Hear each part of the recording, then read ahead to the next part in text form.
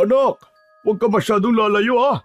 Kapag maglalaro ka dito ka lang banda sa bakanting lote na malapit sa ating bahay. Diyan mo lang yayain ang iyong mga kaibigan na maglaro ha. Tutal malawak naman ang bakuran natin. Sige po, Tay. Para naman po makauwi ako sa bawat sandali para matingnan ko po kayo. Ay siya nga pala, huwag ka masyado magpapawis ha. Baka magaya ka sa akin. Huwag po kayo mag-alala, Tay. Naglagay na rin po ako ng bimpo sa likod ko para hindi po mabasa ng pawis. Para po hindi po ako matuyuan. Sige po, Tay. Pupunta muna ako sa mga kaibigan ko. Paalam po. Tuluyang umalis si Botong para puntahan ang kanyang mga kaibigan. Nais niyang yayain ang mga ito na pumunta sa bakanting lote na nasa tapat ng kanilang bahay. Alam niyang oras-oras kailangan niyang tingnan ang kalagayan ng kanyang ama dahil may sakit ito. Nang lumaon, pumayag na rin ang kanyang mga kaibigan, kaya doon sila naglaro sa bakanting lote na nasa tapat lang ng bahay ni Botong. Buong maghapon silang naglaro at dahil sa saya, nakalimutan ng umuwi ni Botong.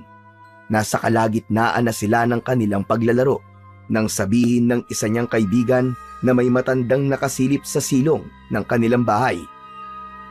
Si Tatay, sandali lang uuwi muna ako. Kinutuban ng hindi maganda si Botong. Agad na pumasok sa kanyang isipan ang kanyang tatay Sedo na alam niyang may kung anong karamdaman. Sakto namang paglapit niya sa tapat ng kanilang bahay nang biglang umalis ang matanda. Dahil nakatagilid ang pwesto nito, nagawang tandaan ni Botong ang itsura nun. Nagmadali na lang siyang pumasok sa kanilang bahay at naabutan niyang natutulog pa rin ito. Subalit, sakto ring nakalapit ang bata sa kanyang ama. Nagising ito at napakunot ang ulo. Akala ko ba maglalaro ka anak? Bakit nandito ka? Tay, nakita ko po kasing may matandang nakaupo doon na parang palaka doon po sa silong natin. Nakasilip po siya sa siwang ng sahig natin. Ay naku Botong, baka guni-guni mo lang yun. Isa pa, wala naman ako narinig ng mga yabag dito Pero Tay, alam ko po na hindi guni-guni ang nakita ko. Matanda po talaga yun.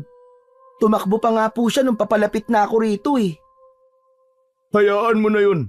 Baka naligaw lang yun. O kung hindi man baka wala sa katinuan ng matandang yun. Napatango si Botong sa kanyang ama. Sinabi na lamang niya rito na babalik na siya sa paglalaro at tawagin na lamang siya nito kapag kailangan. Sumang-ayon naman si Mang Sedo at hinayaan ng makaalis si Botong. Nagpatuloy naman sa paglalaro ang bata hanggang sa tuluyan ng mag-alas 3. Mga kaibigan, uuwi na ako Marami pa kasi akong gagawin Kailangan ko pa makapag-igib ng tubig at makapagsaing. May sakit kasi ang aking ama. Napatango naman ang kanyang mga kaibigan at tinanaw na lang siya habang pauwi sa kanilang bahay. Nung nasa bahay na nila siya, naabutan ni Botong na nagsasaing na ang kanyang ama. Napansin niyang may mga panggatong na rin sa ilalim ng kanilang lutuan, kaya napailing na lang siya. Tay, ako na po riyan. Baka mapagod pa po kayo At ubuhin na naman po kayo mamayang gabi. Hindi po dapat kayo ang gumagawa niyan, Tay. Huwag kang mag-alala. Ayos lang ako. Umigib ka na lang doon at ako nang bahala rito. Hindi ako pagpapawisan nito anak. O sige po, basta wag kayo masyado magbababad malapit sa apoy Nung mga panahong yun, nagpaalam na si Botong na iigib na muna sa lumang balon na nasa dulong bahagi ng kanilang nayon. Nasa kalagitnaan siya ng kanyang paglalakad nang may makasalubong siyang isang matanda. Nagtaka siya rito kung bakit parang wala yon sa sarili habang naglalakad. Sinipat pa niyang maigi ang muka ng matanda, ngunit pilit namang iniiwas nun ang kanyang mga mata. Ikaw yun! Ikaw ang matandang nasa silong namin at nakasilip kay tatay! Pagkatapos niyang magwika, napatitig sa kanya ng mabalasik ang naturang matanda. Ang buong akala ni Botong, susugurin siya nito. Pero nagulat siya nang tumakbo ng ubod ng bilis ang matanda at hindi na ito lumingon pa kay Botong. Kinutuban ng hindi maganda ang bata kaya lakad-takbo ang kanyang ginawa hanggang sa makarating siya sa balon.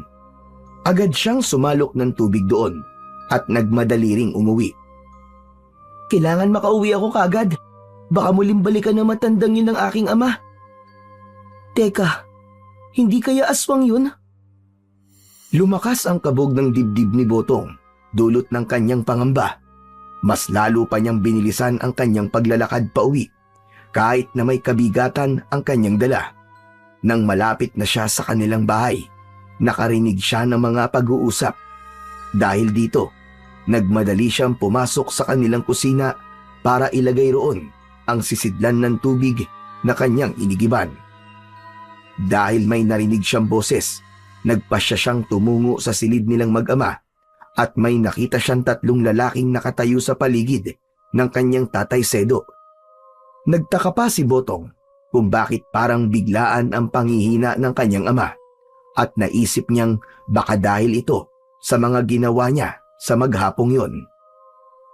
Ama, sino po sila? Ay, siya nga pala.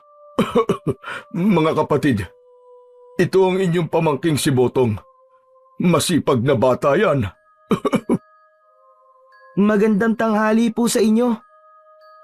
Ito ang iyong tiyo Kato. Ito naman ang iyong tiyo Manuel. At ito ang iyong tiyo Saul. Sila ay mga kapatid kong matagal na nauhalay sa akin. Ngayon, bumalik sila para sa isang misyon.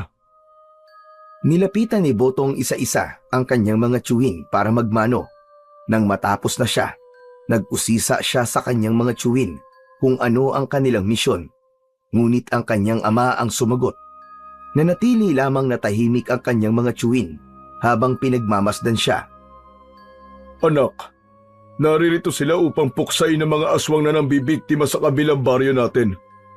Siya nga pala, itong mga tiyuhin mo ay mga berdugo ng mga aswang.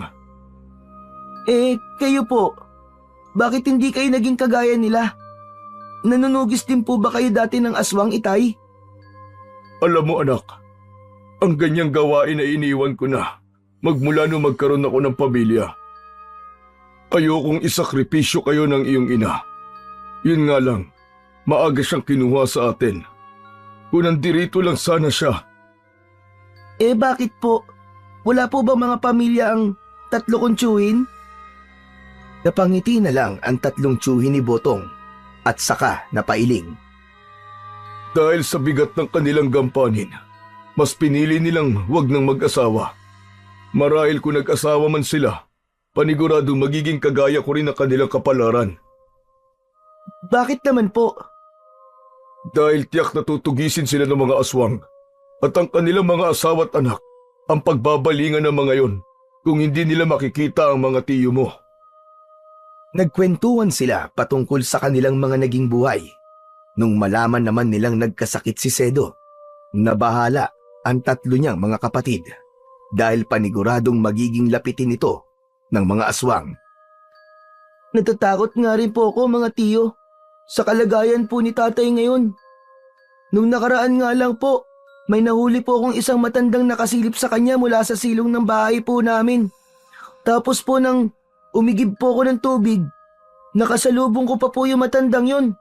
Ibang-iba po ang kanyang itsura at kilos. Kakaiba po talaga. Nang malaman ng 3 ang patungkol sa matanda, sinabi nilang pipirmi na muna sila sa bahay ni Sedo ng ilang araw. Kinakailangan nilang pangalagaan ang kanilang kapatid, lalo pa at meron itong sakit at banta mula sa mga aswang na umaaligid. Kinagabihan, pagkatapos nilang maghapunan, nagpaalam ang 3 magkakapatid na roronda lamang sa paligid. Naiwan naman sa kanilang bahay sina Sedo at Botong habang inaantabayanan ang pagbabalik ng 3. Itay, hindi po ba natatakot sina tiyo sa aswang? Bakit po nagagawa nilang tugisin ang mga yon? Hindi sila natatakot. Dahil alam nilang kaya nilang lumaban sa mga aswang. Ang tapang naman po nila. Hindi kaya meron po silang mga agimat? Napangiti na lamang si Sedo sa naging tanong ng anak. Saglit itong natahimik pero nang lumaon, nagsalita na rin ito. Ang tatlong tiyuhin mo ay may tangang mutya ng kalikasan. Kaya kahit na anong panganib pa ang kanilang susuungin, hindi sila natatakot. Ang tiyo Kato mo ay may mutya ng lupa. Ang tiyo Manuel mo naman ay may mutya ng hangin. At ang tiyo Saul mo ay may mutya mula sa tubig. Napanganga naman si Botong sa kanyang nalaman. Hindi niya inaasahang may mga ganoong taglay pala ang kanyang mga tiyo. Kayo po, meron po ba kayong taglay? Napangiti na lamang si Sedo sa naging tanong ng kanyang anak. Hindi niya sinagot ang naging tanong nito. Sa halip, niyaya niya si Botong na matulog na lamang. Wala namang nagawa ang bata sapagkat ramdam din niya ang pagod dahil sa paglalaro niya at pag-iigib ng tubig. Nasa kahimbingan na siya ng kanyang pagtulog nang makarinig siya ng mga ingay sa labas ng kanilang bahay. Nagtaka naman si Botong kung ano yon, kaya napabangon siya at napalapit sa bintana. Ano kaya ang ingay na yun? At bakit parang may naglalabanan sa labas ng bahay? Lumakas ang kabog ng dibdib ni Botong. Napanganga siya nang makitang kinakalaban ng tatlo niyang tiyuhin ang isang aswang. Pinaligiran nila ito at pinagtulungan. At kahit na masyadong maliksi ang galaw ng nilalang, kalaunan nagawa nilang paslangin ito.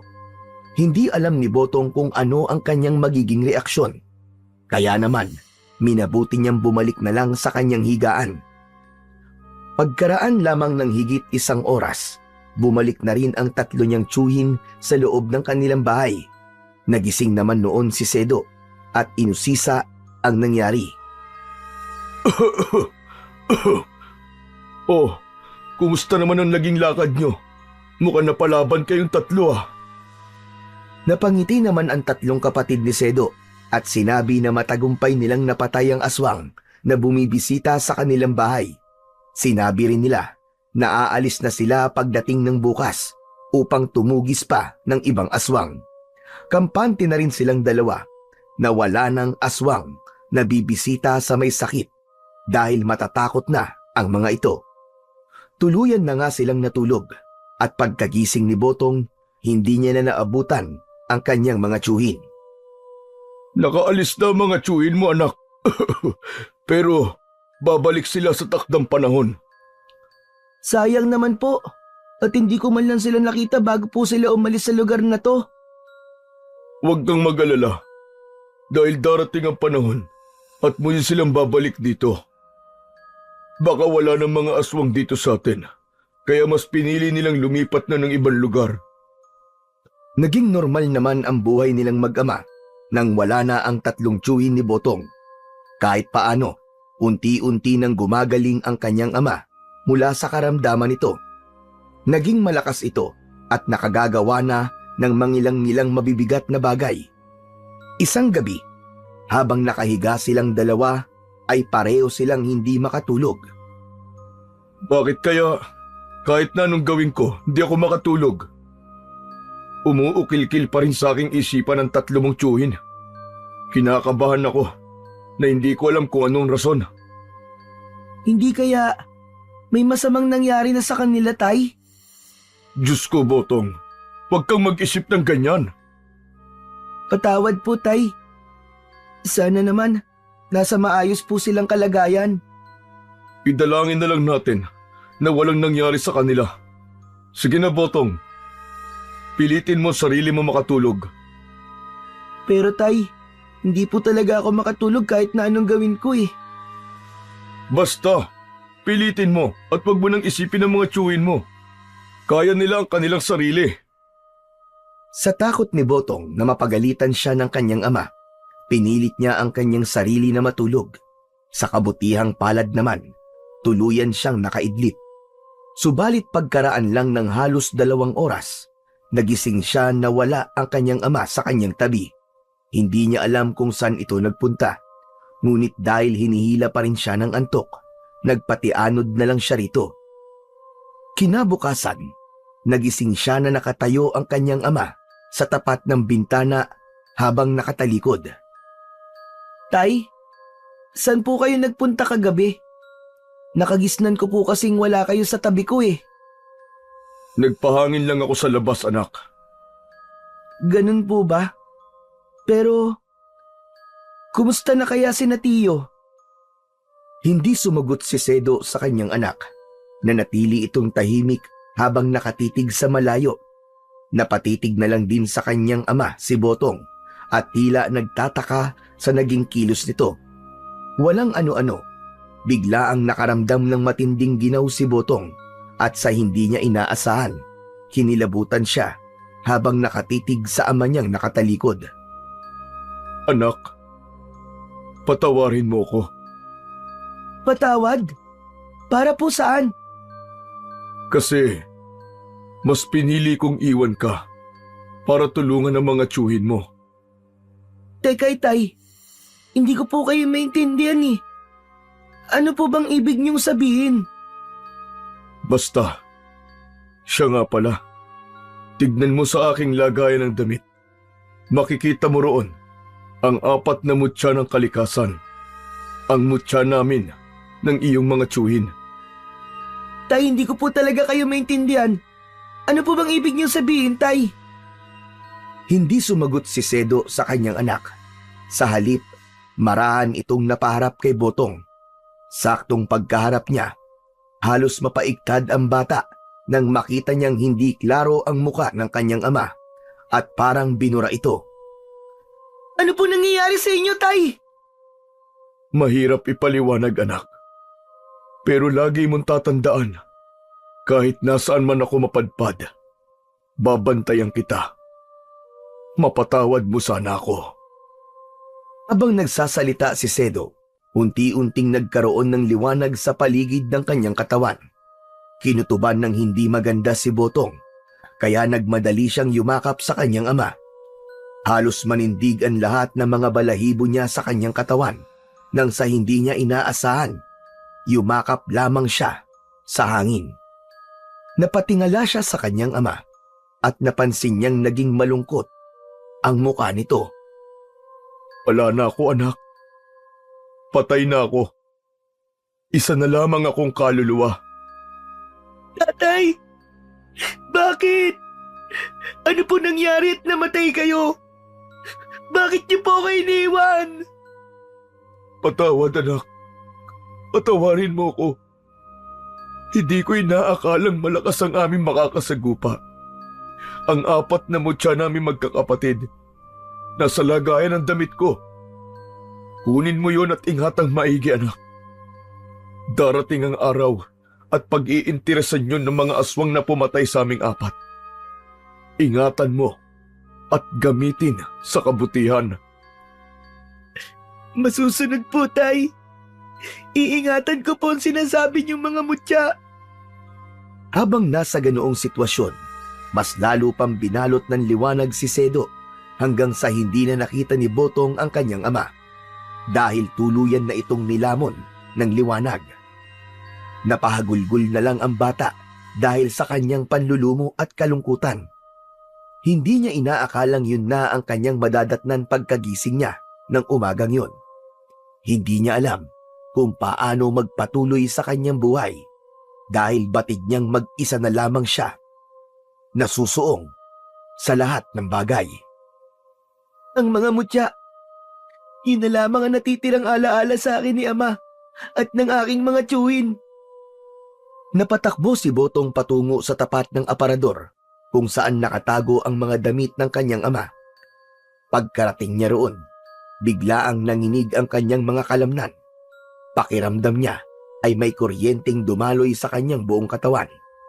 Tiningnan niya ang mga damit ng kanyang ama at napanganga na lang si Botong nang makita niya ang 4 na mutyang naroroon. Ang mutya ng apoy, tubig, hangin at lupa. Totoo nga at sinabi ni Tatay. Narito nga mga mutya. Nung una, nag-aalangan pa si Botong na hawakan yon.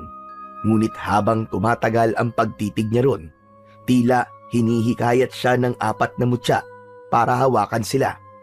Bunsod nito, sinubukan niyang kunin ang 4 at nung pagsama-samahin niya ito sa kanyang palad, bigla ang naging iba ang kanyang pakiramdam Tila naglalaban ang mga enerhiya nun, kaya naisip niyang ihiwalay ang bawat mutya. Minabuti niyang lagyan na rin ng kanya-kanyang lagayan ang mga yon upang hindi didikit sa isa't isa. Hindi na nagawa pang mahanap ni Botong ang bangkay ng kanyang ama at mga tiyuhin.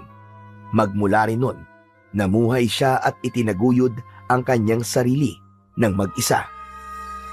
Isang gabi, Ano kaya itong nangyayari sa akin? Bakit parang hindi ako mapakali? nakaramdam ng kakaiba si Botong. Kahit na anong gawin niya, hindi siya makatulog. Dahil dito, nagpasya na lang siyang magpahangin sa labas. Nang mga panahong yon, ginawa na niyang kwintas ang 4 na mutya ng kanyang ama at mga tiyuhin. Saktong pagkalabas niya ng kanilang bahay, agad niyang napansin na parang may pumipintig sa kanyang ulo at maging sa mga kalamnan niya. Dahil dito, nagpasya siyang makiramdam sa paligid habang nagpapahangin.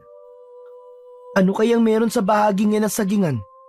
Parang may mga taong nagtatago riyan at nakamasid dito ah. Dulot ng kanyang pagkakuryoso, marahan siyang naglakad doon.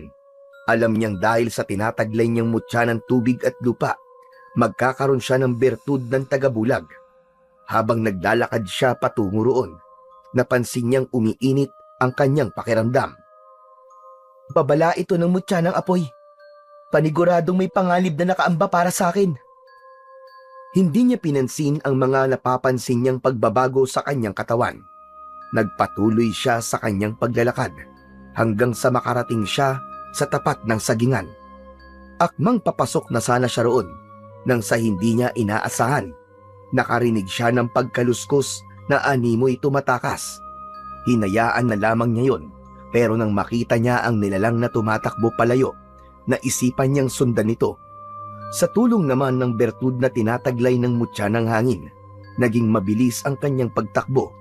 Nagawa niyang abutan ang nilalang, pero nag-alangan siyang magpakita roon, kahit na parang may tumutulak sa kanya na hamunin ang aswang. Hindi, kinakailangan kong mag-ingat. Paniguradong may mga kasama to. Ramdam kong ibang presensya kanina. Naisip niyang marahil isang pain lamang yun at malagay pa siya sa alanganin. Bunsod nito, napagpasyahan niyang bumalik na lang sa kanyang bahay. Nasa kalagitnaan na siya ng kanyang paglalakad nang sa hindi niya inaasahan, biglaan siyang nakaramdam ng kakaibang init sa kanyang katawan. Alam niyang may peligro sa paligid, kaya nagmatsyag siya. Walang ano-ano, may narinig siyang tinig ng isang babae na nanghihingi ng tulong. Tulong! Tulungan niyo ako! Hinarang ako ng mga aswang dito! Saklala! Pamilyar ang tinig na yun kay Botong at alam niyang si Aling Merced yun na taga-kabilang baryo nila. Dahil alam niyang nanghihingi ng tulong ang ale, iginala ni Botong ang kanyang paningin sa paligid para makahanap ng magiging armas niya. Dahil sa tawag ng pangangailangan, nagkaroon siya ng lakas ng loob at hindi na inisip na isa lamang siyang bata. Kalaunan, may nahanap siyang isang baging na halos kasinlaki ng kanyang hinlalaki. Kinuha niya yon, saka patakbong hinanap ang kinaroroonan ni Aling Merced. Aling Merced! Nasaan po kayo? Ano po nangyari sa inyo? Dito! Dito sa masukal na bahagi ng daanan! Tulungan mo ako! Maawa ka! Sandali lamang po! Papunta na po ako dyan! Nang mapagtanto ni Botong kung nasaan ang ale, inihanda niya ang kanyang sarili habang papalapit doon. Maging ang mga mutsyang tangan niya ay naglabas din ng kakaibang puwersa. Kaya naman, mas lalo pang lumakas ang loob ni Botong. Nang medyo malapit na siya sa masukal na daanan, nagulat siya at panandaliang natigilan. May narinig siyang kaluskos, kaya naisip niyang baka inaabangan siya ng aswang. Hinawakan na lang niya ng mahigpit ang baging upang magamit ito bilang latigo kung sakali. Saktong pagkalapit niya roon, lumabas mula sa kasukalan ang 2 nilalang na mabalahibo ang katawan at nagbabaga ang mga mata. Mga aswang! Anong ginawa niyo kay Aling Merced? Nasaan siya? Nandito ako! Aray! Pag-iingat ka sa kanila! Muling inulit ni Botong ang kanyang tanong sa dalawang aswang, pero napangisi lang sila at nagsimulang maglaway habang nakatitig sa kanya.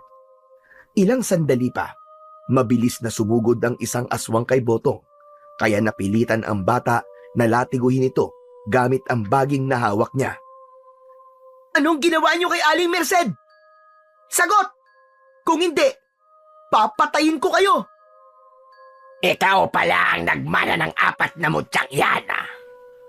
Kaya pala bigla ang dumami ang mga aswang dito. Nagkaroon tuloy kami ng kakompetensya. Ibigay mo sa amin yan. Ano ka, siniswerte? Hindi ko ibibigay sa inyo to. Alam kong gagamitin nyo lang to sa kasamaan. Hindi to nararapat sa inyo, mga pangit. Kung gayon, dapat kang mamatay. Kapag nakain na namin ang atay mo at laman loob, makukuha na namin ang mga mutyang yan. Hindi sumagot si Botong. Sa halip, nilatigo niya ang naturang aswang, kaya napahiyaw yun at namalipit ng dahil sa sakit. Nung nakita naman ni Botong na susugod na sa kanya ang isa pang aswang, inunahan niya ito. Buong lakas niyang hinagupit yun at tinamaan ito sa kaliwang mata. Ayun na bata, umalis na tayo rito. Baka kumapano pa tayo. Sandali lang po. Hindi nagawang lumapit ni Botong sa kinaroroonan ng ali. Biglaan siyang nilapitan ng dalawa at inambahang susunggaban. Subalit, nasa ganoong sitwasyon sila nang sa hindi nila inaasahan. Nagliwanag bigla ang mutya ng apoy at parang naging isa itong maliit na bolang apoy. Sa hindi inaasahan ni Botong, nasilaw ang dalawang aswang sa liwanag na nagmumula roon. Kaya nagkaroon siya ng pagkakataon para tumakas. Lumapit siya sa kinaroroonan ni Aling Merced at napagtanto niyang buntis pala ito. Hindi na po sana kayo umuwi ng ganitong oras, Aling Merced. Alam naman po niyo na delikado ang daan ngayon. Marami po mga aswang na kumakalat sa paligid. Hindi ko rin kasi akalain na gagabihin ako. Nawili kasi ako sa pakikipagkwentuhan sa aking mga kaibigan. Teka, hindi ba't ikaw ang anak ni Sedo?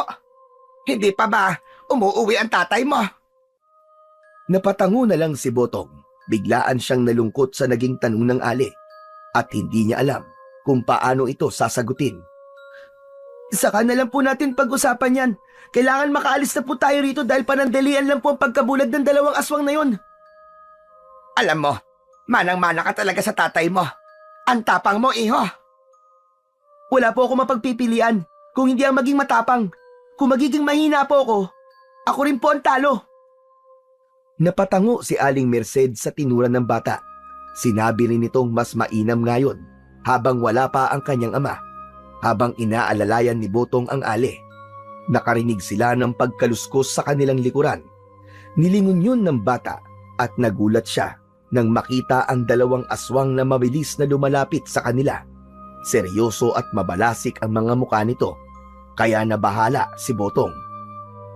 Tumabi po muna kayo, Aling Merced. Ako na pong bahala sa dalawang yan. Ag-iingat ka, iho. Saktong pagkalapit ng dalawang aswang, hinagupit sila ni Botong ng hawak niyang baging.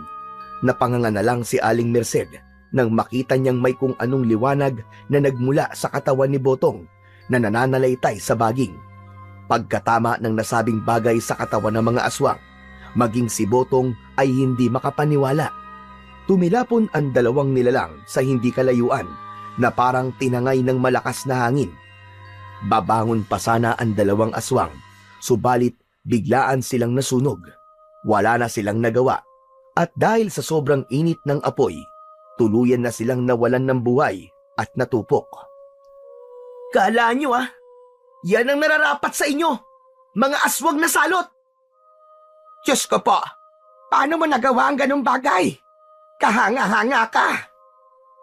Napangiti na lang si Botong sa itinuran ng ali.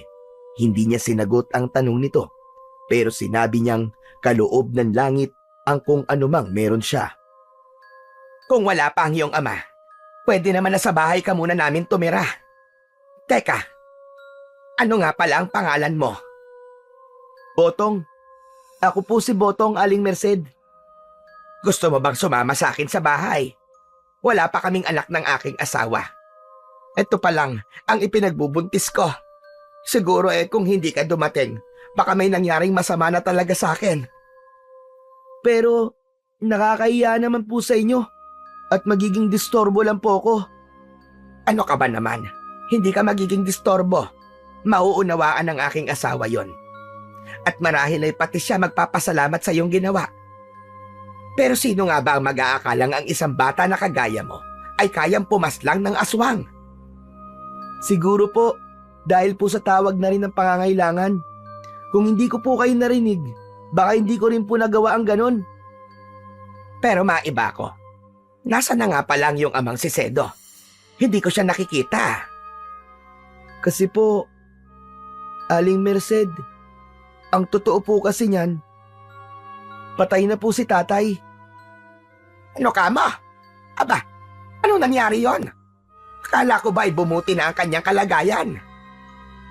Opo, kaso lang, dahil kinakailangan po ng aking mga tsuhin ng tulong, hindi po siya nagdalawang isip na maglakbay para hanapin sila. Yun po, hindi na po nakabalik ang kanyang katawan sa aming bahay. Pero, ano mo nalaman na patay na siya? Nagising na lang po kasi ako isang umaga at nakita ko po siyang nakatalikod habang nakaharap po sa bintana.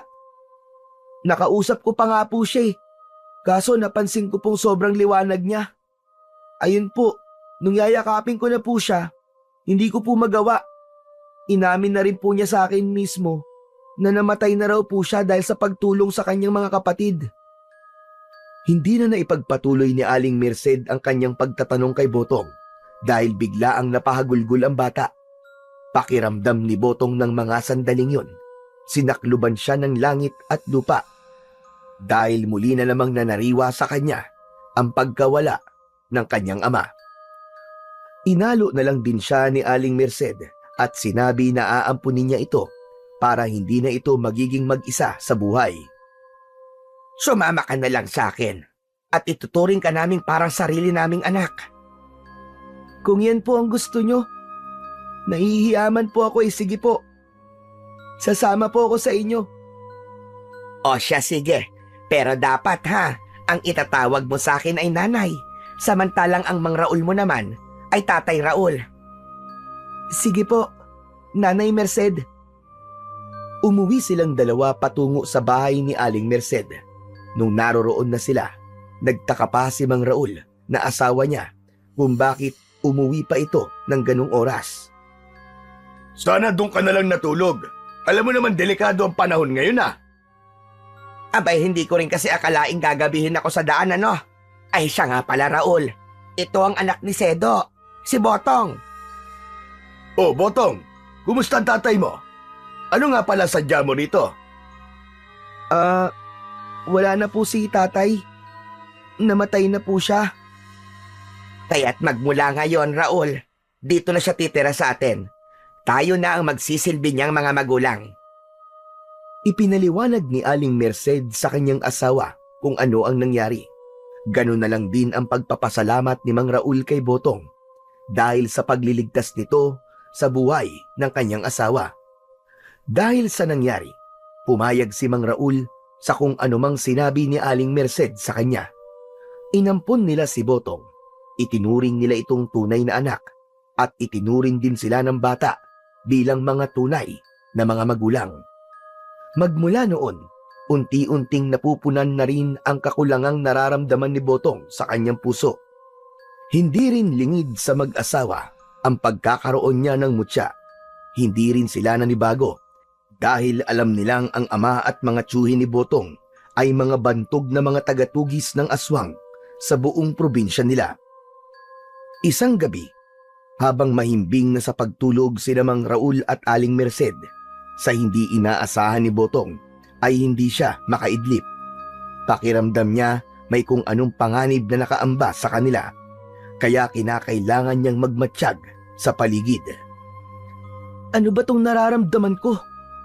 Parang umiinit ang katawan ko at pumipintig ang ulo ko. Nakiramdam si Botong sa kanyang paligid. Ilang beses din niyang tinignan sina Mang Raul at Aling Merced. Walang ano-ano. Napansin niyang napasapo ang buntis sa kanyang tiyan at napaungol pa ito ng bahagya. Habang nasa ganoong sitwasyon, may napansin siyang parang tumutulong likido sa tiyan ng ali. Dahil dito, sinipat ni Botong ang atip ng kanilang bahay at napanganga siya nang makitang may siwang doon at merong nakasilip. Paniguradong aswang yan. Tatay Raul, gising po muna kayo. Meron pong aswang sa ibabaw ng bubong. Sa kabutihang palad, nagising kagad si Mang Raul dahil katabi lang din nito ang kanyang itak. Napabangon siyang hawak ito. Nasa bubong pa ba ang aswang? Opo, basa nga po ang tiyan ni Nanay Merced dahil sa laway niya. Sige, samahan mo ako sa labas at itataboy natin ang aswang na yan. Napatango si Botong kay Mang Raul. Kinuha na rin ito ang baging na minsan niyang ginamit para protektahan si Aling Merced. Noong mga panahong yon, umiinit ang kanyang mga mutya, kaya naisip ni Botong na may panganib nga sa paligid.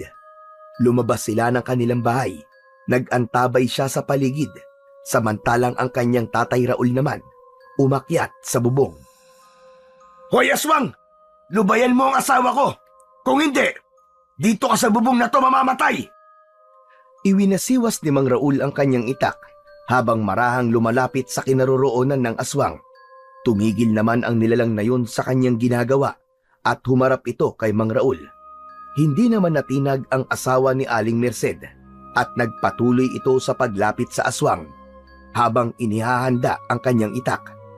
Walang ano-ano, bigla ang napaatras ang aswang, saka lumundag ito paibaba. Botong! Naririyan na ang aswang! Opo, Tatay Raul, kaharap ko po siya ngayon. Bumaba ka na lang po rito para hindi siya makatakas. Saktong pagkabagsak ng aswang sa lupa, mabilis siyang nilapitan ni Botong nang makita naman niya ang mutya ng bata. Napangisi ang aswang at animoy nananabik na makuha yon. Subalit ng ilang hakbang na lang ang layo niya mula kay Botong, nilatigo ito ng bata. Napaungol ang aswang dahil sa paghagupit sa kanya ni Botong at nabalisa pa iyon na parang may kung anong hindi magandang nangyayari sa kanya. Muli pa sana itong susugod, pero bago pa man magawa yun ng aswang, uminit na ng gusto ang mga mutya ni Botong. Pagkalatigo nito sa aswang, may dumaloy na malakas na puwersa mula sa kanyang mga mutya patungo sa latigong baging niya. Ito ang bagay sa'yo! Hindi ka na dapat nagpunta rito para aswangin si Nanay Merced! Buong lakas na nilatigo ni Botong ang aswang, kaya tumilapon ito sa hindi kalayuan. Lalapitan pa sana niya yon upang alamin kung ano na ang naging kalagayan nito. Ngunit bago pa man siya makalapit, ay sumabog na ang aswang. Paano mo nagawa yun, anak? Sobrang lakas mo ah! Hindi ka basta-basta bata! Hindi ko po alam, Tay. Wala naman pong nagturo sa akin. Siguro po yung nangyayari yun kapag talagang may taong nangangailangan ng tulong. Pambihira!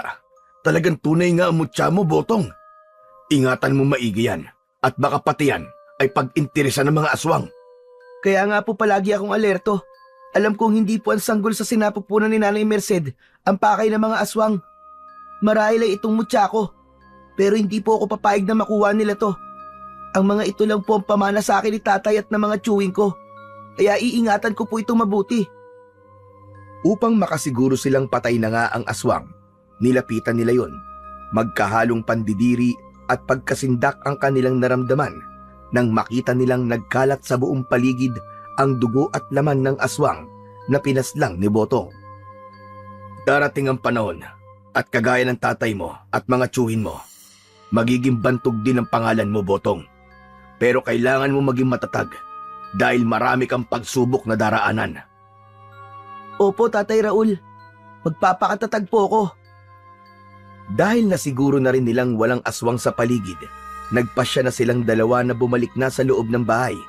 Sakto naman noon na nagising na si Aling Merced at nakita niyang papasok ang dalawa. Oh, bakit lumabas kayong dalawa?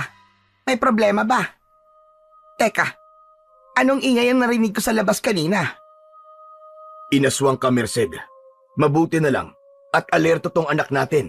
Kung hindi, Baka nakuha ng sanggol sa sinapupunan mo. Ano ka mo? Kaya pala ang tigas ng tiyan ko kanina simula pa nung bago ako matulog. Masamang pahiwatig pala yon. Magpasalamat na lang talaga tayo kay Botong. Kahit ang bata pa niya, walang takot niyang hinarap ang aswang. Isipin mo, nagawa niyang paslangin ang aswang na yon kahit na hindi ko siya tinulungan. Isang aswang nga lang yon. Kung nakita mo lang kung paano niya sinunog ang dalawang aswang na umatake sa akin, baka mas lalo kang bumilib sa kanya. Hayaan mo, Botong. Bilang gantimpala, bukas na bukas din, tutungo tayo sa bayan. Ibibili kita ng bagong damit. Talaga po? Oo naman, ikaw pa ba? Basta palagi ka magpapakabait ha, at huwag susuway sa amin. Wala kaming iniisip, kundi ang kabutihan mo lamang. Opo, maraming salamat po talaga sa inyo. Kami nga ang dapat magpasalamat sa iyo, anak. Kung wala ka, baka kung napaano na ako at ang kapatid mo na nasa sinapupunan ko. Dahil malalim na ang gabi, nagpasya na silang tatlo na magpahinga na muna. Kampante naman silang walang aswang na magagawi sa kanilang bahay ng gabing yun. Kinabukasan, nagising sina Botong nung mga bandang 4:00 ng madaling araw. Sinabihan kagad siya ni Mang Raul na maghanda na para makapunta na sila sa bayan. Nanabik naman kagad si Botong, kaya nagmadali siyang maligo at nagbihis. Pagkatapos nun, sumakay na sila sa kangga ni Mang Raul upang makapunta sa bayan. Kailangan nilang umalis ng maaga para hindi sila tanghaliin. Nasa kalagitnaan na sila ng kanilang paglalakbay patungo sa bayan nang sa hindi inaasahan ni Botong, nakaramdam siya ng kakaibang init sa kanyang katawan. Tatay Raul, mas maigi po siguro kung liliis po tayo ng daanan. Hindi kasi maganda ang kutob ko sa daraanan natin to eh. Sige, akong bahala. Medyo mas malayo nga lang ang dadaanan natin. Pero ayos lang yun. Hindi kasi maganda ang kutob ko. Parang may pangalib na nakaabang sa atin. Medyo madilim pa ang paligid. Kaya hindi natin malalaman kung ano naghihintay sa atin doon. Kaya siguro pati itong kalabaw ko, parang nababalisa na rin. Buti't sinabi mo. Nagpatuloy sila sa kanilang paglalakbay patungo sa bayan. Pagkarating nila roon, bagong latag ang halos lahat ng paninda at walang gaanong namimili. Dahil dito, nagkaroon sila ng pagkakataon para busisiin ang mga bibili nila. Kagaya ng sabi ni Mang Raul, pinilhan niya ng bagong damit si Botong. Maraming salamat po rito, Tatay Raul. Ang ganda po ng damit na to. Walang anuman, Botong. Para naman may bago kang damit. Pabalik-balik na kasi ang damit mo eh. Nang matapos na sila sa kanilang pamimili, nagpasya na silang dalawa na umuwi. Muli silang sumakay sa kangga at nagsimula ng maglakbay patungo sa kanilang baryo. Nang malapit na sila sa daanan kung saan sila lumihis nung patungong bayan, pareho silang nagtaka kung bakit may mga taong naroroon. Dahil dito, minabuti nilang dalawa na mag-usisa muna kung ano ang naroroon. Huwag ka nang tumingin, Botong. May bangkay ng lalaki. Wakwak ang tiyan at wala ng mga lamang loob. Ibig pong sabihin, biktima ng aswang? Tama po ba? Oo, tama ka.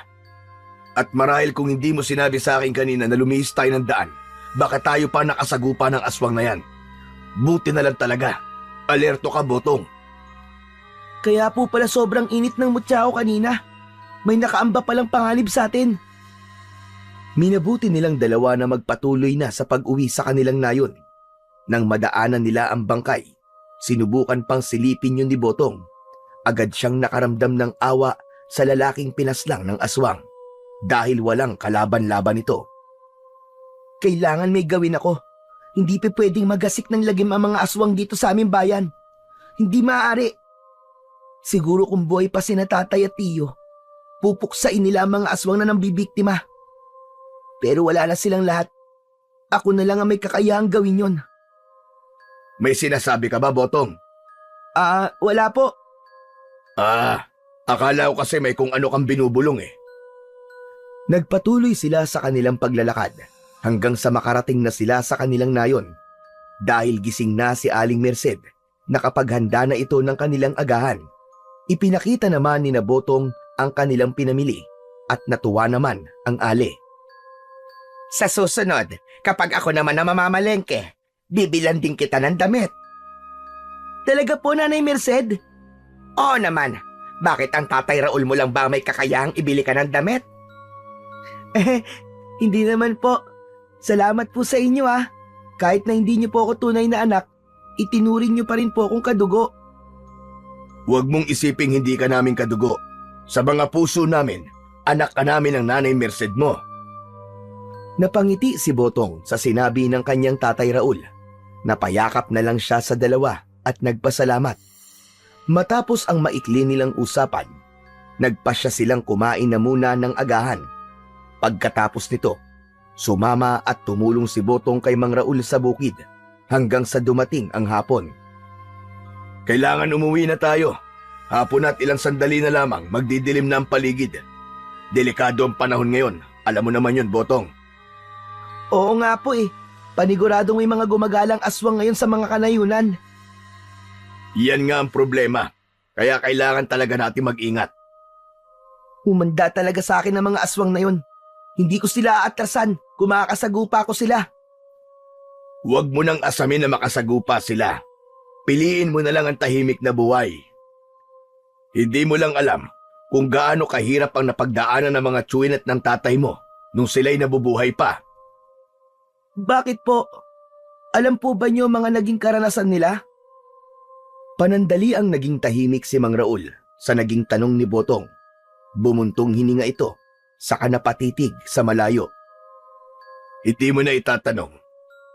Magkakasama kami dati. Pero kagaya ng tatay mo, mas pinili ko magkaroon ng tahimik na buhay. Siguro, ngayong wala na ang iyong ama, responsibilidad na kita bilang dating kasamahan niya. Kaya kung paano nila ako kinupkup dati, ay ganun din ang gagawin namin sa'yo. Kung gayon po, alam po niyo kung ano nangyari kina tatay? Oo, pero wag mo nang isipin yon. Kahit na anong gawin natin, hindi na natin maibabalik ang buhay nila. Piliin na lang natin ang kapayapaan. Tatay Raul, sino po ang pumaslang sa kanila? Saan po sila matatagpuan? Huwag mo nang alamin pa, Botong. Masyado ka pang bata para malaman yan. Pero, Hindi umubra ang pangungulit ni Botong sa kanyang Tatay Raul. Dahil sa kanyang nalaman, mas lalo pang naging malapit ang loob niya rito. Naisip niyang tama naman ang kanyang Tatay Raul. Kaya minabuti niyang wag na munang alamin kung sino at saan nakatira ang mga pumaslang sa kanyang ama at mga tsuhin. Subalit lingid sa kaalaman ni Mang Raul, may kung ano nang binabalak si Botong para maipaghiganti ang kanyang ama at mga tsuhin. Napagpasyahan nilang dalawa na umuwi na noon. Habang naglalakad, naging tahimik si Botong. Alam kong may galit ka sa pumatay sa ama mo at sa mga tsuhin mo. Pero hindi pa ito ang tamang panahon para maghiganti ka. Masyado ka pang bata para gawin ang bagay na yon. May oras para dyan at hindi pa ito sa ngayon. iniisip ko lang po kasi kung bakit pinatay nila si tatay. Kasi ang turing nila sa iyong ama ay kalaban. Ako, kagaya ko, kalaban din ako ng mga aswang. Pero dahil hindi na ako masyado nakikialam sa mga anumang ginagawa nila, kahit paano ay masasabi kong tahimik na ang buhay ko. Gusto ko po magiganti. Gusto ko mapatay ang mga aswang na pumatay sa aking ama. Mapapahamak ka lang, Botong. Alam ko pong malaki ang posibilidad na mapahamak ako. Pero hindi ko naman po pwedeng pabayaan na lang ang pumatay sa aking tatay. Hindi kaya ng konsensya ko, Tatay Raul. Kung gayon, kailangan mo maganda. Ako mismo magsasanay sa'yo para pagdating ng araw, magiging handa ka na talaga. Talaga po? Oo, Botong. Para naman kahit paano, ay makabawi ako sa kabutihan ng iyong ama at ng mga tsuhin mo. Nagkaroon ng sigla ang katawan ni Botong dahil doon. Nanabik siyang matuto kung paano makipaglaban sa mga aswang. Hindi niya inisip ang panganib na posible niyang susuungin dahil ang pinagtuunan niya ng pansin ay ang makapaghiganti sa mga pumatay sa ama at mga tsuhin niya. Nang makauwi na sila, nagpasya silang magpahinga. Sinabi na rin ni Mang Raul kay Aling Merced na alam na ni Botong ang koneksyon nila sa ama at mga tsuhin nito. Bukas ng umaga, magsisimula ang ating pag-iensayo. Sige po, para kapag dumating na ang araw na magkaharap kami ng mga aswang, mas lalo ko masisiguro na magagawa ko silang talunin. Walang nagawa si Mang Raul. Magmula ng sumunod na umaga, tinuro niya ang lahat ng mga nalalaman niya patungkol sa pakikipaglaban sa mga aswang. Naging masigasig naman sa pag-aaral at pag-iensayo ang batang si Botong, at kahit nasa maikling panahon lamang ay natutunan niya at nagawa niyang makabisa ang mga itinuturo sa kanya ng kanyang tatay Raul. Isang gabi, dahil nais pang mag-ensayo ni Botong at hindi naman sila ganong kapagod, minabuti ni Mang Raul na pagbigyan ng bata.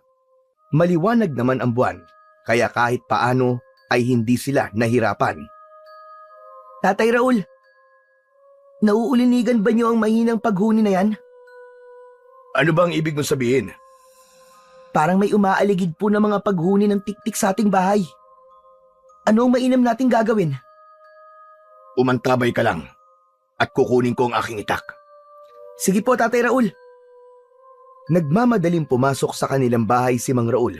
Samantala, si Botong naman ay nanatili sa labas habang nagmamatsyag sa paligid. Walang ano-ano, may napansin siyang gumagalaw sa bandang likuran ng kanilang tirahan. Naisipan niyang lapitan yon, at dahil sa mutya ng tubig na kanyang tinataglay, alam niyang hindi siya mapapansin ng kung anumang nilalang. Mabuti na lang talaga at may bertud ng tagabulag ang mutya ng tubig ko. Kung wala, baka madali niya akong makikita. Marahang lumapit dun si Botong at napagtanto niyang aswang nga ang naroroon. Animoy naghihintay lang ito ng tamang pagkakataon para pasukin si Aling Merced sa kanilang bahay. Nagpalinga-linga naman si Botong at nang makakita siya ng kahoy na malatubo ang laki, kinuha niya ito at inihanda. Anong ginagawa mo rito, ha? Umalis ka rito! Pangit na aswang! Pagkatapos niyang magwika, buong lakas niyang pinalo ang nakaupong nilalang. Nagulat naman yun at napaangil. Subalit nang humarap siya kay Botong, biglaan itong natigilan na parang natatakot. O ano? Bakit parang takot na takot ka yata? Umalis ka na rito para hindi ka na masaktan pa at mamatay. Ikaw ang nagmana ng mutya ng ama mo at ng mga tsuhin mo. Oo, at bakit kilala mo ang ama ko at mga tsuhin ko? Siya nga pala, pinatay lang sila na walang kahirap-hirap at pinagpiestahan ng kanilang mga laman. Mga hayop kayo! Sino ang iba pa niyong kasamahan? At saan kayo nagkukuta? Bakit ko naman sasabihin sa'yo? Nandito ako para kunin ang sanggol na naaamoy ko at hindi para sagutin ang mga katanungan mo. Lingid sa kaalaman ng aswang, nasa bandang likuran na niya si Mang Raul na may hawak na kulambo at itak. Anong sinabi mong diablong buwang ka? Nandito ka para sa sanggol na nasa sinapupunan ng asawa ko. Tignan natin kung ano magagawa mo rito. Pagkatapos magwika ni Mang Raul, biglaan niyang itinalokbong sa aswang ang kulambo. Sinabihan na rin niya si Botong na paluin ang aswang nang sa ganon ay manghina ito. Kapag hindi mo sinabi sa amin kung saan naroroon ang inyong kuta, mamamatay ka at makikilala ka pa ng mga tao sa nayon. Napaangil naman ang aswang. Sinubukan niyang magpumiglas at kumawala sa kulambo pero hindi nito magawa. Matigas kang hayop ka. Sige, dyan ka hanggang sa sumikat ang araw. Tignan natin kung hanggang saan ang tigas mo. Hindi niyo ako mapapamin. Patayin man niyo ako. Darating ang panahon at makukuha ng ibang aswang ang mutyang yan. Saka uubusin nila kayo. Nung una, nagmatigas ang aswang. Subalit nang makita niyang seryoso sina Botong at Mang Raul, napapatayin siya. Natakot din ito at nang lumaon ay itinuro na rin kung saan naroroon ang mga kasama nitong aswang. Sige na, sasabihin ko na. Sa paanan ng bundok, doon sila nagtatago. Doon ang kuta namin! Nagbigay pa ng direksyon ng aswang na yon at nang mapagtanto nila Botong at Mang Raul na nagsasabi ng totoo ang aswang, nagpasya silang dalawa na patayin ito at itapon sa rumaragasang tubig ng ilog ang kanyang bangkay. Tatay Raul, ako na lang po tutungo sa kuta ng mga aswang. Bantayan niyo na lamang po si Nanay Merced at baka kung ano pa po ang mangyari sa kanya. Kaya mo ba, Botong? Opo, alam ko po sa akin sarili na sapat na po ang mga natutunan ko sa inyo. Hindi na po ako dapat mag-aksaya ng panahon. Noong mga panahong yon, nagpaalam si Botong sa mga taong tumatayong magulang niya. Nabahala man sila dahil bata pa ito, pero nangako siyang walang mangyayaring masama sa kanya. Huwag po kayo mag-alala, Nanay Merced, Tatay Raul. Alam kong hindi ako pababayaan ng aking mga mutya. Siguro, ginagabayan din po ako ni na tatay at mga tiyo ko. Walang nagawa ang mag-asawa kundi ang payagan si Botong sa kanyang binabalak. Pinaalalahanan na lang nila itong mag-ingat sa kanyang gagawin. Malaki rin ang tiwala ni Mang Raul sa bata na kaya niyang ubusin ang mga aswang dahil may tinatago itong lakas na nagmumula sa 4 na mutyang tangan niya. Hindi na rin inaksaya pa ni Botong ang kanyang oras at nagsimula na siyang maglakbay. Ilang araw at gabi ang kanyang ginugol at ang tanging dala niya ay ang mga mutya niya, itak at ang baging na minsan niyang ginamit laban sa mga aswang. Sa kabutihang palad, sa buong oras ng naging paglalakbay niya, hindi siya nakaramdam ng gutom o uhaw. Madilim na ang paligid nung nakarating siya sa kuta, kaya minabuti niyang ihanda ang kanyang sarili. Lalabas ako rito ng buhay. Ipaghihiganti ko ang aking ama at mga tiyuhin. Sa tulong ng bertud ng tagabulag, nakapasok siya sa kuta ng mga aswang. Dahil alam niyang hindi siya pwedeng mag-aksaya ng panahon, kinuha ni Botong ang isang sulo at walang pagdadalawang isip na siniliban ang mga kubo roon. Naghiyawan naman ang mga taga roon at dahil sa pagkataranta, hindi nila nalaman kung sino ang may gawa ng pagkasunog na yon. Walang ano-ano, sa hindi inaasahan ni Botong, ay may mga aswang na nakakita sa pagsunog sana niya ng huling kubo. Mapangas kang bata ka! Sino nagdala sa'yo rito? Ako lang, bakit? At nandirito ko para maningil. Wala kaming utang sa'yo, bata.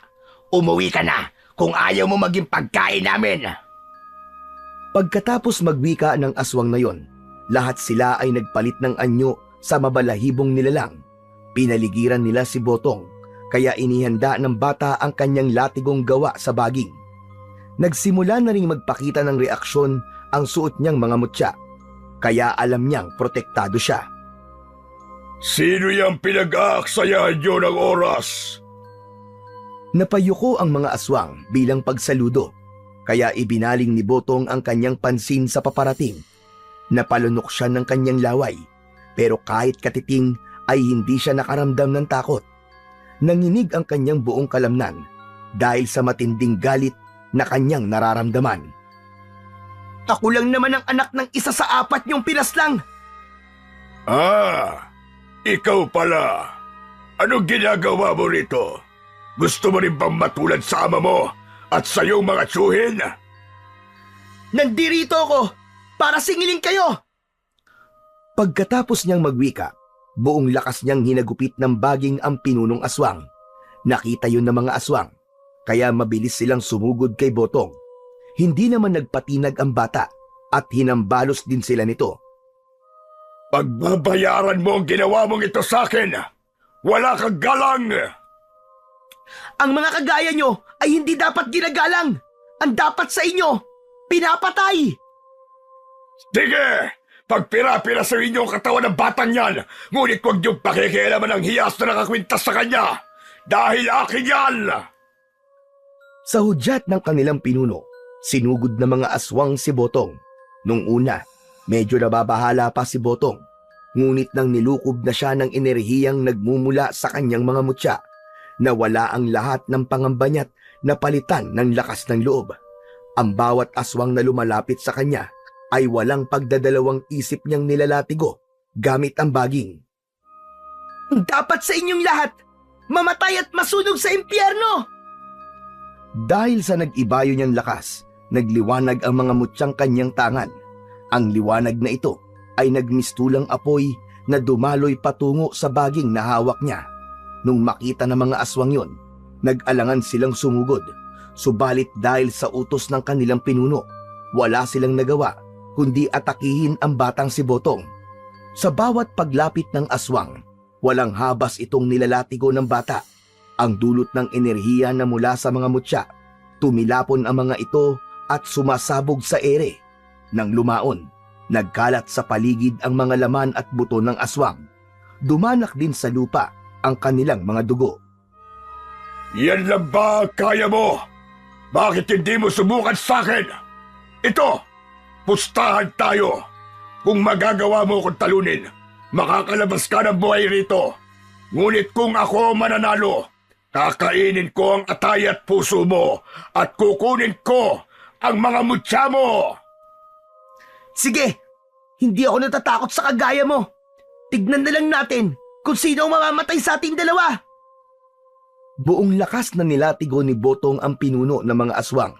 Subalit, ganun na lang ang kanyang gulat nang malaman niyang walang naging epekto rito ang baging. At sa hindi inaasahan ng bata, nagawa pang agawin ng pinuno ng mga aswang ang hawak niya sa pamamagitan lamang ng kamay nito at nagawa siyang ibalibag sa lupa. Ang hina mo pala.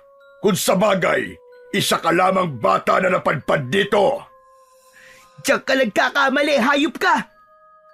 Pagkatapos magwika ni Botong ng mga salitang yon, hinugot niya ang kanyang itak at mabilis na sumugod sa pinuno ng mga aswang.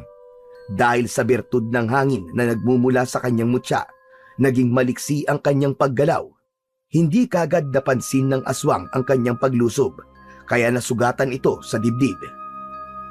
Kung walang talab sa iyo ang latigong baging, paniguradong dito sa aking itak, tapos ka! Maswerte ka lang. Huwag mong sabihing malakas ka dahil lang sa swerte mo. Nung mga panahong yon, sumugod din ang pinunong aswang kay Botong. Naglaban silang dalawa. Gamit ni Botong ang kanyang itak, samantalang mano-mano naman siyang nilabanan ng aswang. Halos hindi makapaniwala si Botong sa kakaibang bilis ng aswang na yon, pero hindi siya pinanghinaan ng loob. Nang lumaon, dahil mas malaki ang aswang kesa sa kanya, nagawa siya nitong ibalibag. Mabilis namang gumalaw ang aswang at umibabaw kay Botong, ngunit saktong pagkaibabaw ng pinuno ng mga aswang, biglaang nawala ang bata sa kanyang ilalim. Hoy! Diablong buang! Ako ba ang hinahanap mo? Nandito ako! Lumingon ang aswang sa pinanggagalingan ng boses ni Botong, at bago pa man ito makatayo, tinagana siya ng bata sa kanyang batok.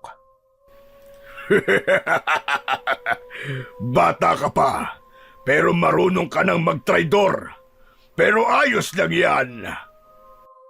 Hindi pinansin ni Botong ang sinabi ng pinuno ng mga aswang. Muli niyang tinaga ito, ngunit sa isang pagkisap ng mga mata ng bata, biglaan ding nawala ang pinuno ng mga aswang. Nagmatsyag siya sa kanyang paligid, pero wala siyang naramdamang presensya. At walang ano-ano. Akala mo ba, ikaw lang ang marunong? Mas biyasa ako sa ganyang taktika. Napalingon si Botong at nagulantang siya nang makita niyang nasa likuran nito ang aswang. Mabilis ang naging paggalaw nun at nagawa siya nitong sakalin at iangat sa lupa. Itutulad kita sa ama mo, Kutong Lupa. Papatayin kita at kakainin ang iyong lamang loob. At higit sa lahat, may makukuha ako sa iyong mga mutya at mas lalo pa akong lalakas at magiging makapangyarihan. Hindi mo to makukuha sa akin! Hindi ako papayag na magiging walang saysay ang aking pag-iigante! Napahalakhak na lamang ang aswang sa sinabi ni Botong.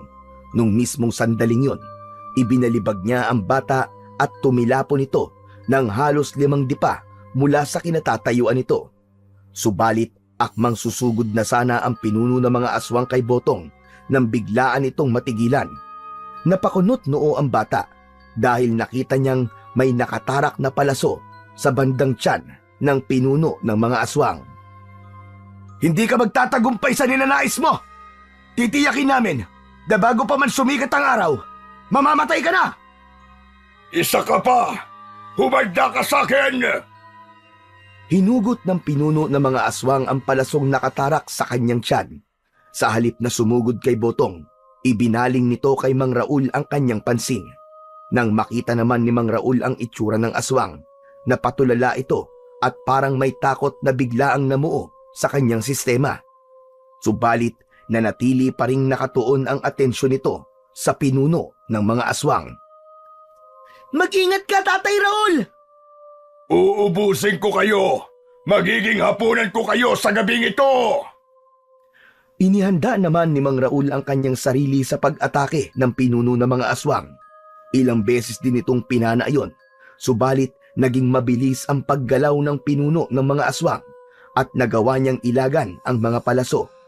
Bago pa man tuluyang makalapit sa kanya ang nilalang, lumundag ito. Nakita ni Mang Raul ang ginawa ng aswang, kaya mabilis niyang hinugot ang kanyang itak. Saktong pagkabagsak sa kanya ng pinuno ng mga aswang, sinalubong niya ito ng itak sa ere na siyang naging rason para tumarak yun sa tiyan ng aswang. Ang husay niyo po, Tatay Raul! Hindi nakapaganda ang aswang! Natigilan si Botong sa nais niyang sabihin. Nakita nga niyang nakatarak sa tiyan ng aswang ang itak ng kanyang Tatay Raul. Subalit, hindi napaghandaan ng lalaki ang kung anumang binabalak ng aswang. Nang makalapit na ang aswang, kahit pa na nakatarak sa kanyang tiyan ng itak ni Mang Raul, nagawa pa rin itong dukutin ang atay niya. Isa kang mangmang! Isa kang walang utak na nilalang! Bumagsak ang katawan ni Mang Raul sa lupa at wakwak ang tiyan nito. Napalingon naman ng aswang kay Botong at napangisi sa kahinugot ang itak na nakatarak sa kanyang tiyan. Mga walang silbi!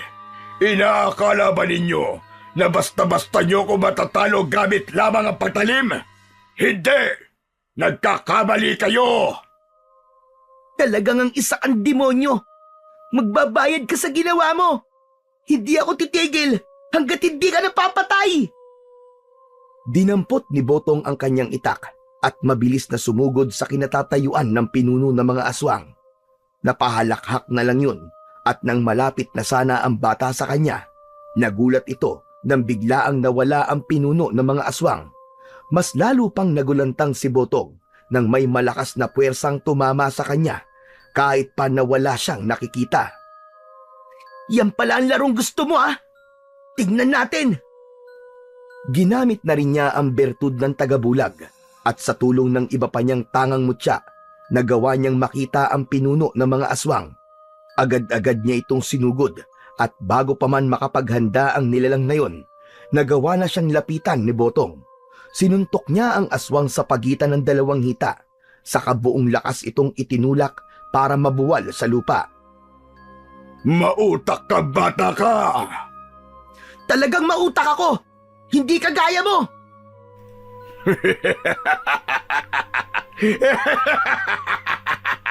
Sa ating dalawa, ikaw ang may murang isipan. Kaya kung tutusin, mas may dunong ako sa'yo! Gunggong! Nang mga panahong yun, napakuyom ng kanyang palad si Botong. Humugot siya ng kanyang lakas at bago pa man makalapag ang aswang, buong lakas niyang sinuntok ito.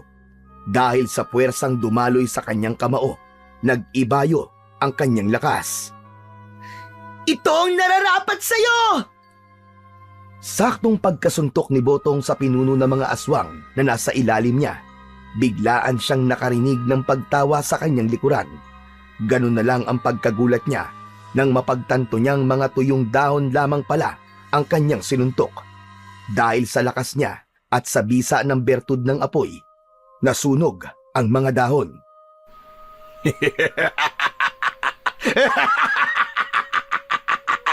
Kita mo na! Mas mautak ako sa'yo! Hindi ako yan! Nandito ako sa likod mo! Hayop ka! Humanda ka sa akin!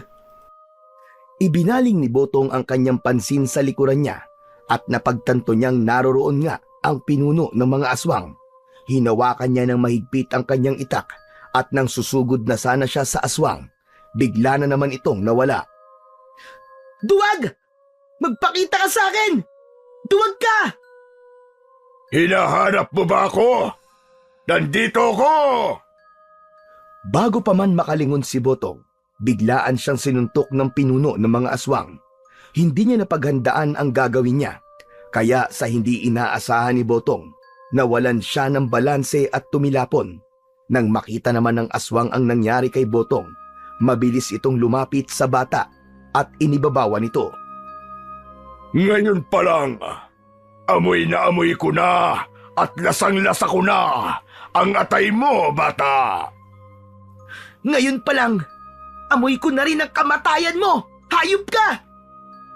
Umibabaw ang aswang kay Botong at sinubukan nitong dukutin ang kanyang atay. Subalit sa hindi nito malamang dahilan, naging makunat ang balat ng bata at hindi man lang ito nasugatan. Hangal ka ba? Alam mo naman sigurong taglay ko umutya ng tubig at lupa. May mga birtud ng kabalat kunat ang mga to. Kaya humanda ka!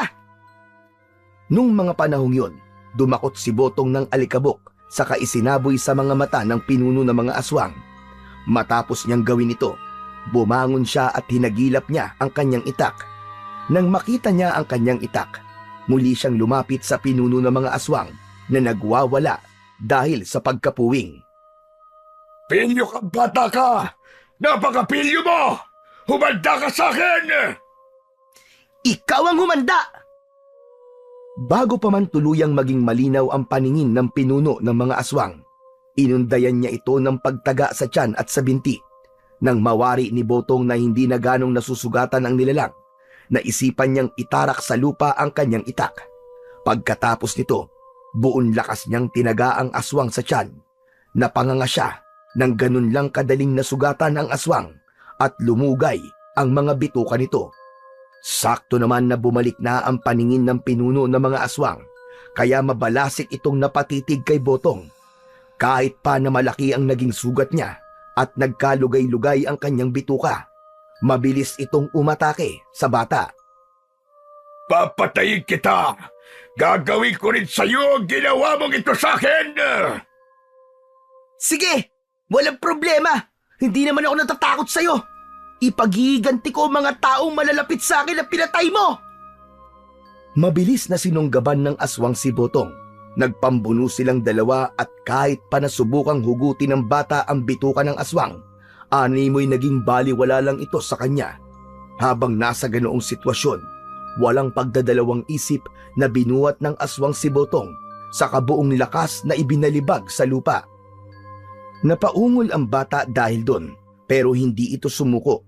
Muli sana siyang sasakalin ng aswang at bubuhatin, ngunit nagawa niyang makadakot ng lupa. Saktong pagkanganga ng aswang, buong lakas at walang takot na isinalampak ni Botong ang lupang nadakot niya sa bunganga nito. Napaangil ang pinuno ng mga aswang dahil doon, kaya buong lakas niyang sinuntok si Botong. Dahil sa kanyang ginawa, nawalan ng malay ang bata.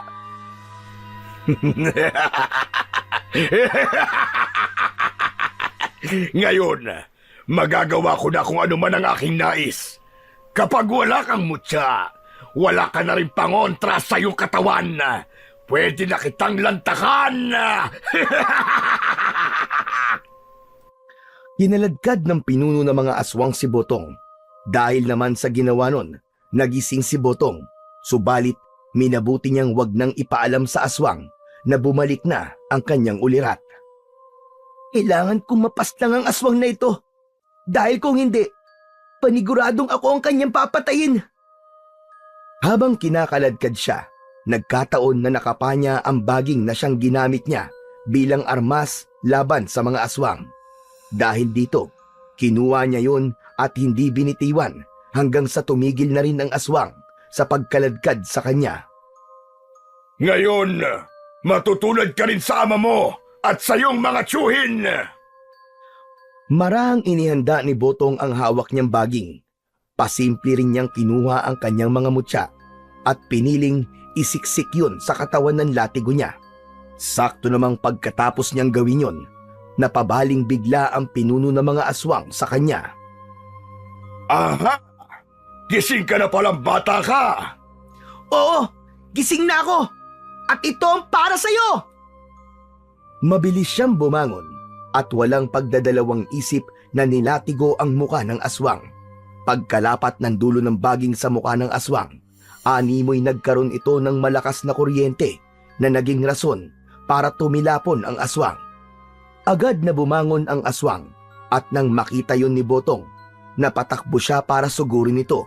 Nung medyo malapit na siya sa pinuno ng mga aswang, hinambalos niya ito ng baging, kaya muling nabuwal ang nilalang. Akala mo ba'y malakas ka? Bakit parang humina na yata ang tuhod mo? Hayop ka bata ka! Ano ang ginawa mo sa akin? Simple lang naman. Ilang beses na nilatigo ni Botong ang pinuno ng mga aswang hanggang sa tuluyan itong mapahandusay sa lupa. Ibinaon ko sa baging na to ang mga mutya.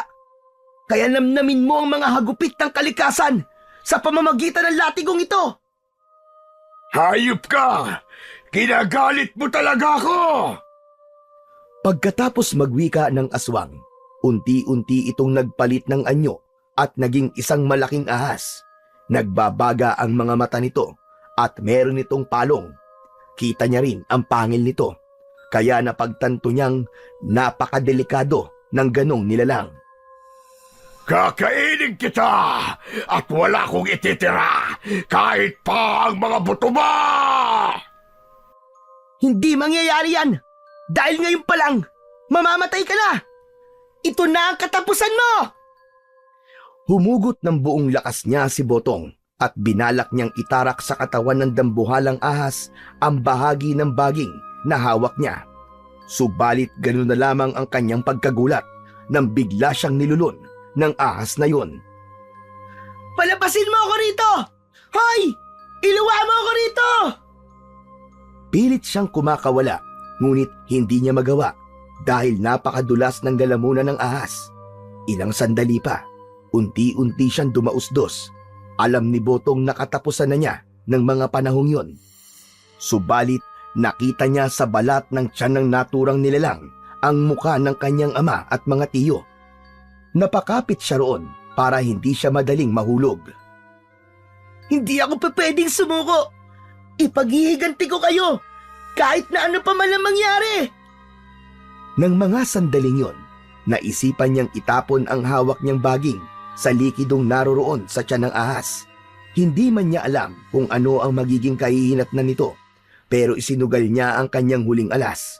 Nang mahulog na niya ang baging sa mainit na likidong naroroon, bigla yung bumula at tila nag-alboroto yon. Napansin din ni Botong na nagwawala ang aswang, kaya kumapit siya ng maigi para hindi siya dumiretso sa likidong nasa tiyan ng ahas.